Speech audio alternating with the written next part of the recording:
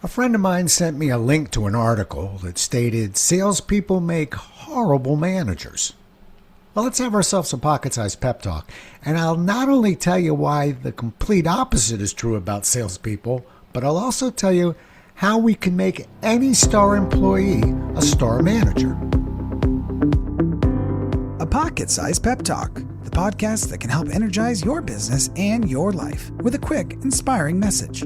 Now, here's your host, Rob Jollis. Recently, I came across an article that took a shot at the sales profession. Sadly, that's not all that unusual given all the misinformation and personal prejudice about the profession. The article took a direct shot at managerial skills of salespeople, as this quote states, "When salespeople become managers, they often do a horrible job." That's quite a statement. It was followed by this. Top-performing salespeople get promoted to become sales managers, but don't actually know how to manage. The result is a disaster.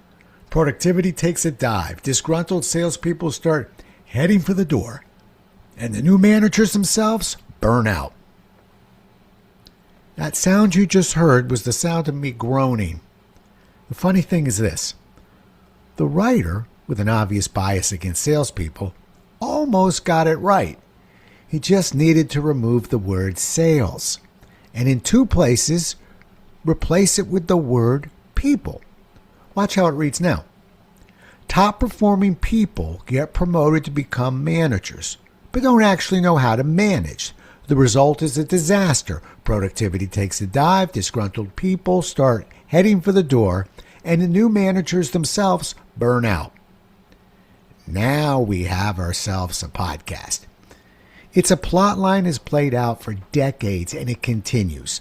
Top performers possessing powerful skills that have allowed them to excel are tapped to become managers based on production, but not necessarily leadership skills. That wouldn't be so terrible if these new managers were actually trained as managers and taught leadership skills.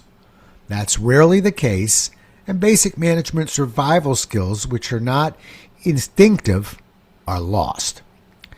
The real irony is that performance skills that make these people successful are often the unconscious competence skills. That means that the new manager is often unaware of how he or she has been able to achieve this success, and therefore is unable to transfer these skills to others.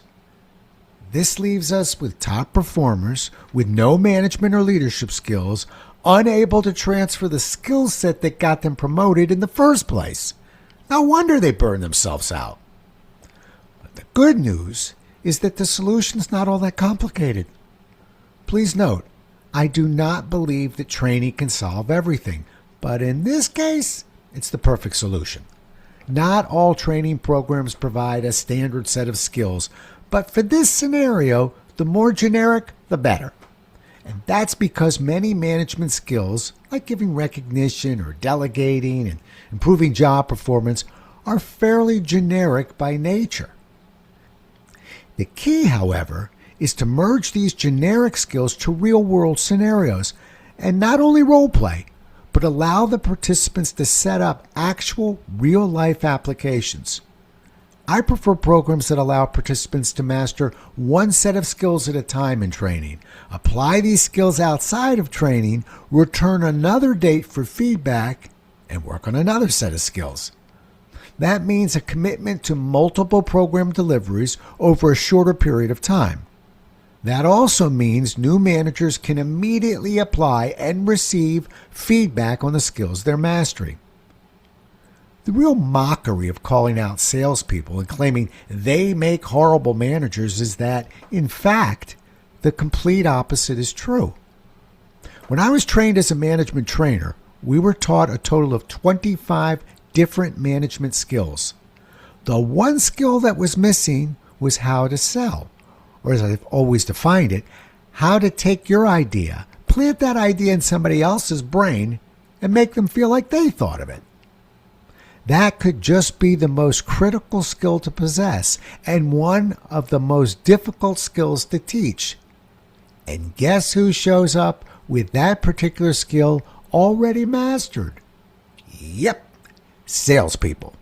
So, let's stop being so negative about salespeople, like using ridiculous stereotypes, misinformation, and let's remember this. If you want to reward performance with a promotion to management, don't forget the training that is required. This will save your top employees, and it will save the people these top employees have been tasked to manage.